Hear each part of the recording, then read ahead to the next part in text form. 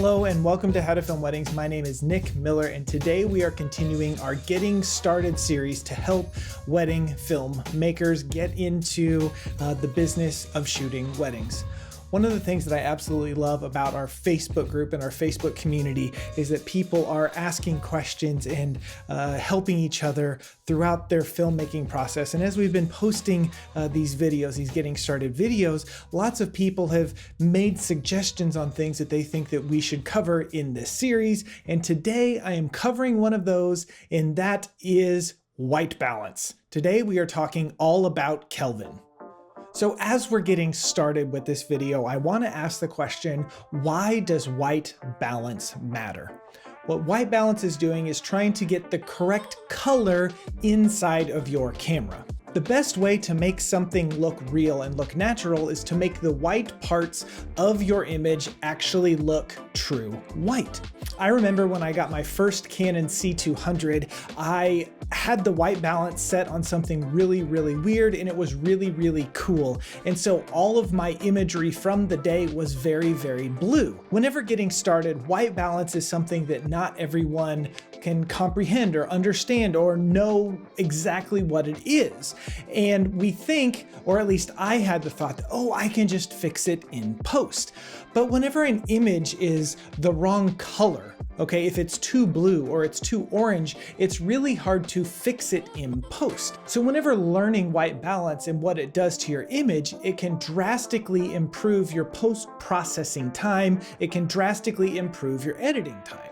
So the sooner that you understand what white balance is and what it does and how to manipulate it in your camera, it is going to make your entire process of filming a wedding so much easier. First, let's talk about auto white balance. Auto white balance is a preset in your camera that you can set it to, and your camera will pick the white balance based on what is going on in your scene, in your room, wherever you are. So what your camera is doing is it is looking for something that is white, and it is correcting the image to make that white thing look white. For instance, you walk into a room that has a bunch of tungsten lights, which are very orange, and you put a wedding dress in that room, it is going to make the image cooler to counteract the orangeness of the room to make the dress look white. So one of the questions that I actually saw, is it bad to use auto white balance? And the answer is no. It's not. Especially as you're just getting started and you're learning your camera and you're learning how to shoot, auto white balance is fine and it is going to take you pretty far. But there is a major drawback to using auto white balance. You see, whenever you have your camera set on auto white balance, it is constantly monitoring what's going on and constantly shifting the color of your image to make white look white. I remember filming an outdoor ceremony a few years ago and a camera was set on auto white balance. The problem was there were clouds moving in and out throughout the entire ceremony. So whenever it was nice and sunny, the image looked one way, but as soon as a cloud passed over the sun, it shifted and it changed the color temperature of the overall image. Whenever you are relying solely on auto white balance, your image is going to drastically change, thus making the color correction process a lot more difficult.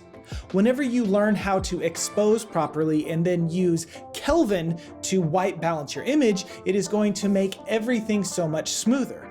One of the things that I love about using Kelvin is that I am getting the color, I am getting it right in camera as best as I can, so that makes the post-processing process easier. I've said post-processing process a few times in this video already.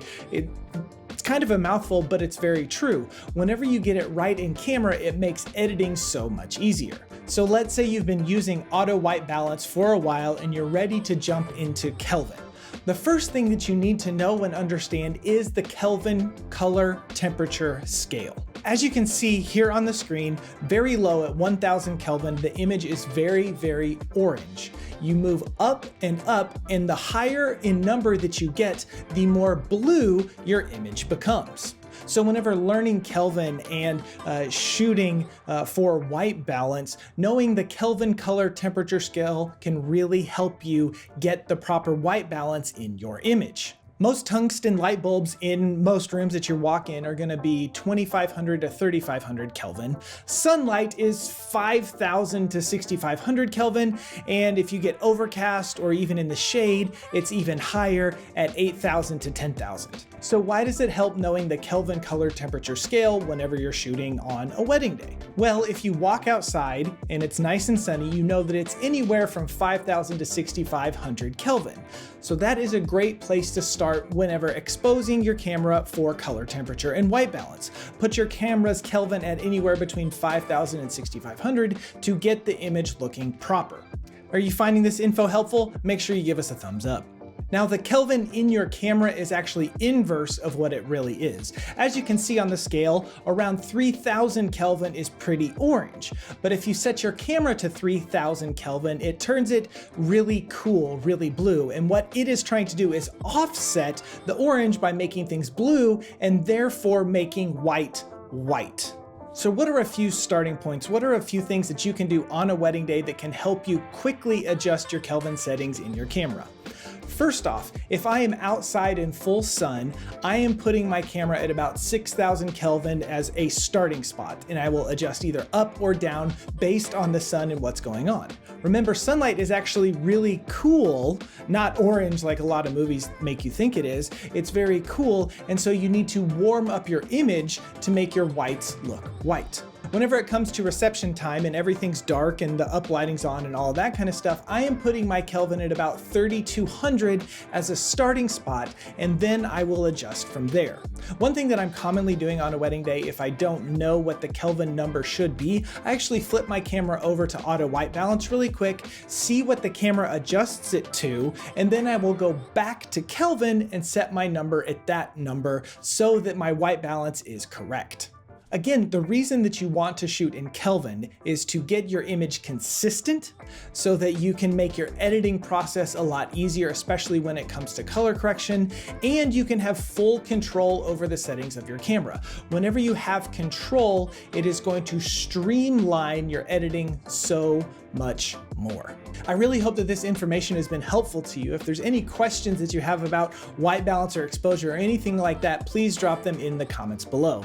Are you just getting started in wedding filmmaking? Make sure you check out this playlist right here, and we are covering lots of topics about getting started in the wedding video world. We also have the complete wedding video course, which is a great thing for people just getting started into the wedding videography world. Sign up for the waitlist right here to be notified as soon as the course comes online. Thank you so much for watching, and until next time, we will see ya.